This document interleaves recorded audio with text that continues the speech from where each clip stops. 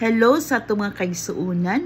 Welcome sa ato ang devotion, no? Sa atong pagbasa o pag-meditate sa pulong sa Ginoo. So ang ato ang verse karon, ang ato ang pagahisgutan dirita sa Mark, no?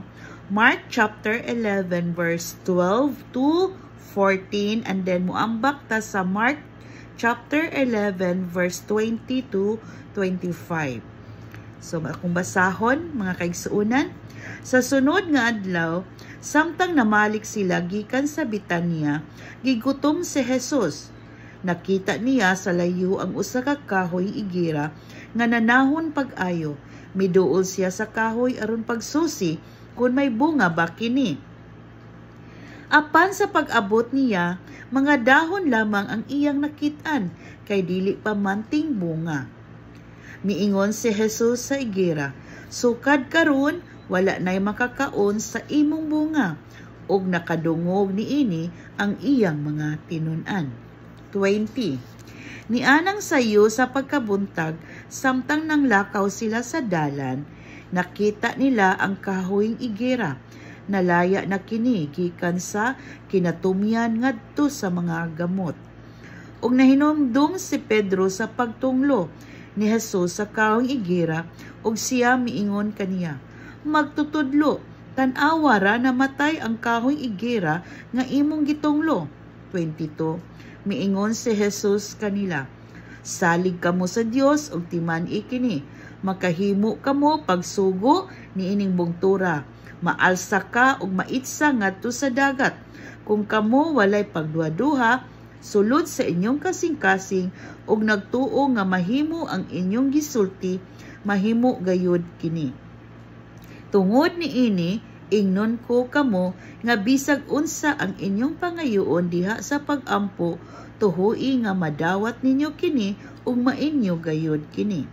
Inigtindog ninyo aron mag-ampo, kung aduna kamoy kayugot batok kang bisan kinsa, pasayloa una siya aron ang inyong amahan nga atoa sa langit mupasaylo usab kaninyo." Ang Dios magapanalangin sa iyang pulong, mga kaigsuunan.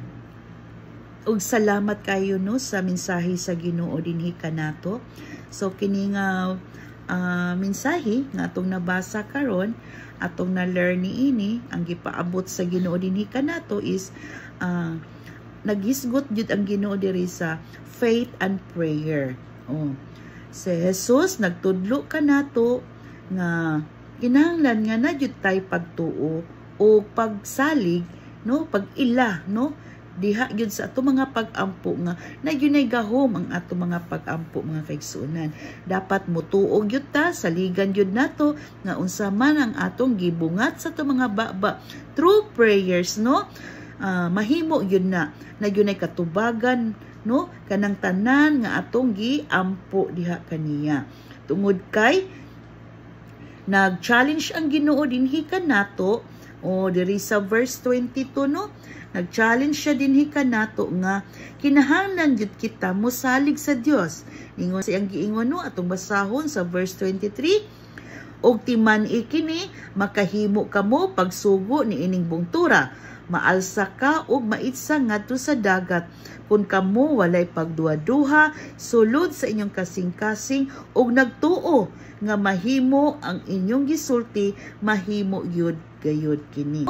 Nagyunay gahom, mga kaigsuunan, no, makahimo gyud kita pag mando ni ana kung unsa man ang atong ginaatubang kana mga problema. Makahimo gyud ta makapagmando nga ikaw problema, mula tigiw ka, muhawa ka, mupalayo ka.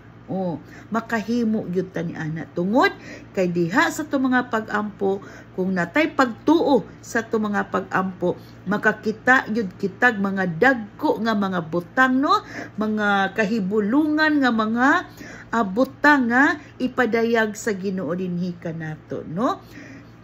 So diri pod gipakita po ni Ginoong Jesus, no, nga gi-highlights gyud niya about kini unsa gyud ka importante, no, ang pagsalig, ang pagsalig nato diha kang Ginoong Jesus, no, pagsalig nato sa iyang gahom, sa iya ang pagka-Dios, no, o gi-challenge po ta ni Ginoong Hesus nga kining pagtuo nga atong nabatunan, no, dili kini matarog, no, kung unsa may dagan sa atong kinabuhi, o kung unsa may mga sitwasyon sa atong kinabuhi, sa kawad-on ba, sa kalisod, sa mga pagsulay ba, sa mga balatian ba, sa mga problema, sa mga naabot, no? Unsa nga klase mga problema, mountains of problems, kini mga butang nga dili kini makatarog, no, sa imong pagtuo diha kang Ginoong Hesus. Mas kining mga butang nga mas mulalong pagyud, no? Kini mo'y makapa-challenge nato nga mas mo depende pagyud ta, musalig pagyud ta diha kang Ginoong Hesus, mga kaigsuonan. So, the power of faith and the power of prayer, mga kaigsuonan. Ato yung tuhuan diha sa itong mga pag-ampo, no, naagyoy katubagan sa tanan, mga kaigsuonan. Dili lang yun nato limitahan ang gahom sa mga pag-ampo, mga kaigsuonan. Munang karong kabuntaga, no, ang pag-challenge sa Ginoo dinhi kanato is kinig yung padayunon yun nato ang ato ang prayer life, mga kaigsuonan. Kay ko ang tawo walay pag-ampo, oo, iya na yung giila nga kaya na niya, nagsalig na siya sa iyang kaugalingon.